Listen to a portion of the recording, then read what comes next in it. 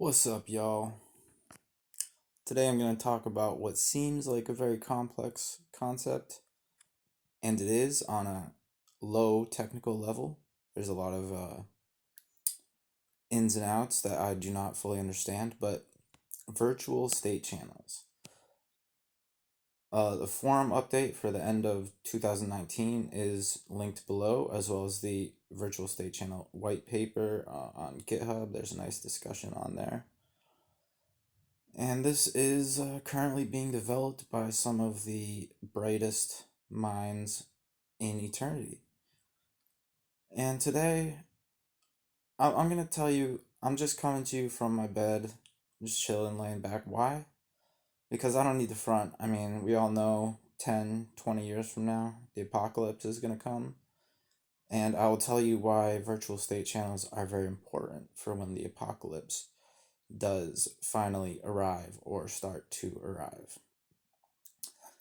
So, to understand virtual state channels, you need to first define what is a regular, plain old, no condiments state channel. Well,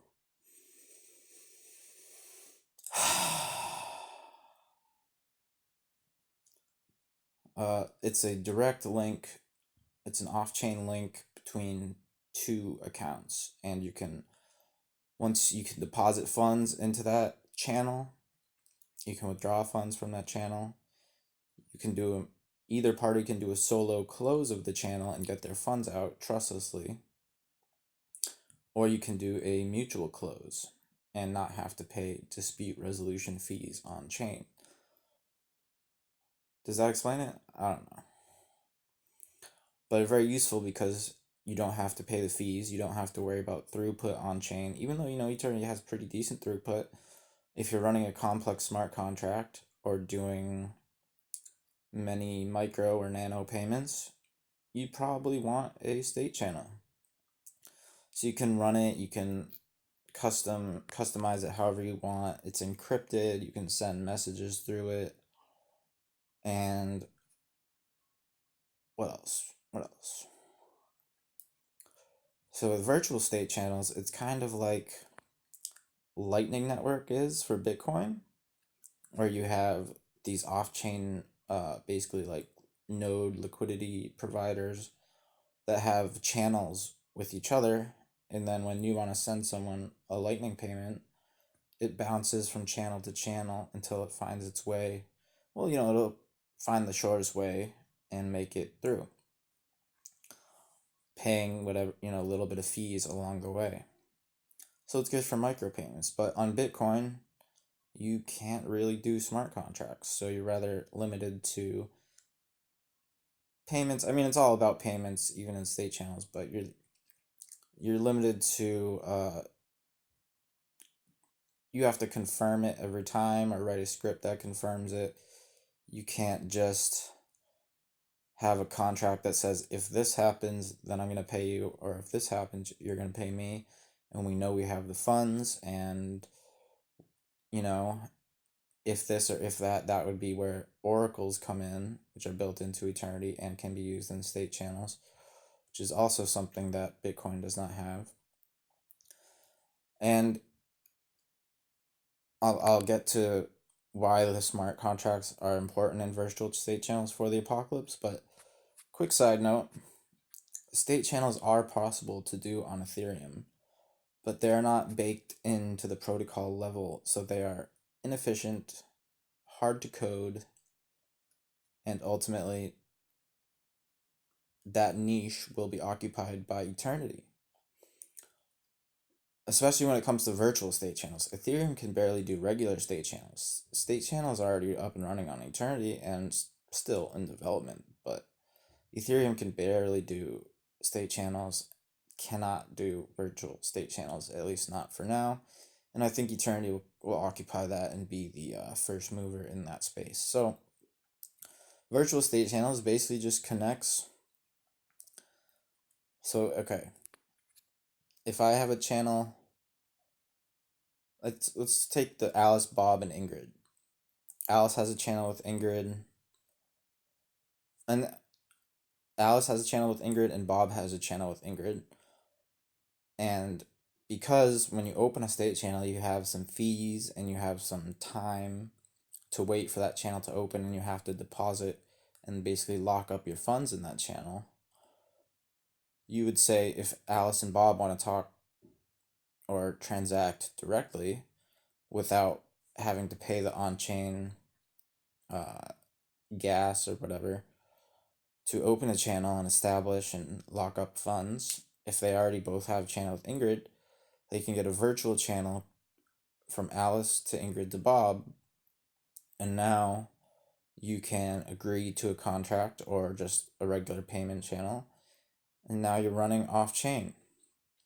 So let's take a real world example because I know this sounds rather abstract. Well,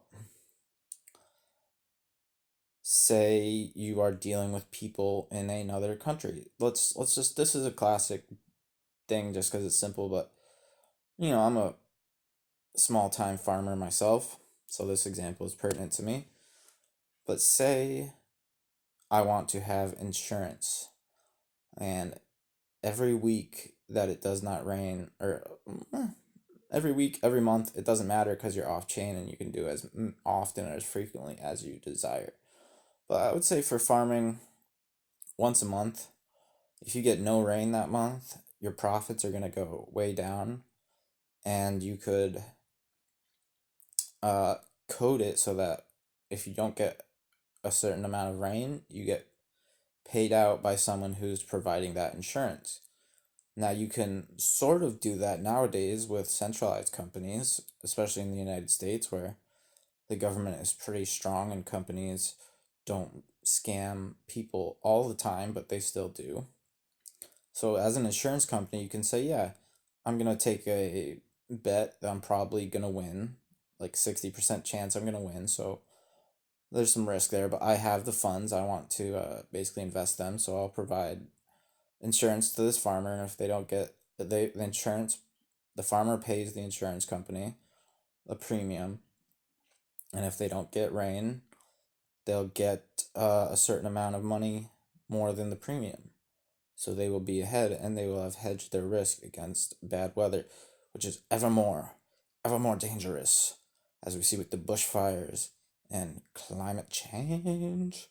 Oh gosh, apocalypse, man, I'm shaking. I can't even get out of bed today. I'm kidding. I'm kidding. Um, but what if shit goes down and that insurance company doesn't have the money? Or what if I want to provide liquidity and insurance to someone in China who has no legal recourse to get that money from me? Well, we can do it in a trustless way, in a cheap way, instantaneously after we set up the channel. And I don't even need to open a channel with that person. I can get a channel through a hub, if you will, like a big state channel provider over in China or here or anywhere in the world, and we can make a couple hops and find the person. And now we are globally helping each other out, spreading risk. We're all in this together, and this will bring world peace. So now you see virtual state channels, world peace. It's simple, and like they use the coffee shop. Oh, let's talk about the coffee shop. Maybe I should have started with that because it's a simpler example. But say you want to go to a coffee shop, but you don't want to wait a few minutes to open a state channel because that takes too long. You want to do it instantly. The coffee shop, there could be a merchant node. You could have one for the whole city, where that liquidity provider has state channels with every retail store, and you just say, "Oh, I live in this city, so I have a state channel with that, and now I can get a virtual state channel with any retail store." And of course, this is free market competition. If it's a company like Amazon or something that you use a lot, you could have a regular state channel directly with them. But, and Amazon can have state channels, but this could be all levels. Amazon could have a state channel with most every retailer, and you just have a state channel with Amazon, and maybe there's a few hops you don't even know. This is all going to be very smooth on the back end. Payment channels are simple. And is this really better than Lightning Network? Well, I think it is. I think it's a little more secure. I mean, Eternity, a lot of coins could be added to Lightning Network. It's not just for Bitcoin. But when you have these state channels, um, yeah, you can transfer tokens built on Eternity. You don't have to just transact in Eternity. And you would say, Eternity, no one's gonna do on-chain transactions anymore, but that's just not true. Because if you need to move larger amounts of money that break the limits of what you put down in the state channels, you would probably want to go on chain for those bigger transactions to move it to cold storage or loan it out to someone else. But there's going to be a certain level of maybe everything is happening on state channels, and you have to do only on chain contracts are for new state channels. I mean, on chain transactions are for new state channels or dispute resolution. Because when you close a channel, the only way this is trustless is if there is a dispute resolution. Because Ingrid could close a channel at any time with Alice or Bob, and this is getting really over my head, but oh my gosh. Let's just get this apocalypse over with. I feel like we should like step it down instead of like going like too high and falling even farther. The stock market's so messed up. But yeah, so if a state channel is closed and there's a dispute, on chain governance will. No, that's not on chain governance. On chain governance is voting and shit, but on chain resolution will run the end of the smart contract that was in the state channel and say, okay, this person gets these funds and this person gets these funds. You both parties have time. Once one party solo closes, the other party has a window of time to provide their evidence to the case of what they thought the uh, end state should be. So if it's like a micropayment, the fee to resolve it may be more than it was worth. So you have to take that into consideration, and that's where it gets a little bit complicated because if you're transferring a penny, but the thing is you probably transferred lots of pennies. If you just transfer one penny and they say, oh, that's a dispute, I have, because there's like you have, okay, so Alice has 10 tokens and Bob has 20 tokens. Bob sends 5 to Alice. Now they both have 15. But Bob says, let's close it. And he submits the previous state where he still had 20.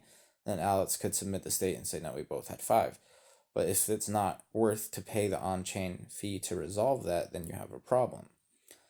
So that can happen, and there's really no way to avoid that. But you're going to have some level of trust, and you're probably going to do many transactions, and dispute resolution will be rare if you have set the conditions properly. So I hope that clears up the air. Feel free to go on Telegram or the forum to discuss this. The GitHub, uh, yeah, the yellow paper. So maybe we'll see some virtual state channels in 2020. State channels were still under heavy development, but working in 2019. So maybe by 2020 plus 2 weeks, so like mid 2022, if you count the 2 weeks. So virtual state channels on Eternity, better than Lightning Network, revolutionary, connecting the world, onboarding lots of users, and propelling the security of Eternity by getting the nano payments off the chain.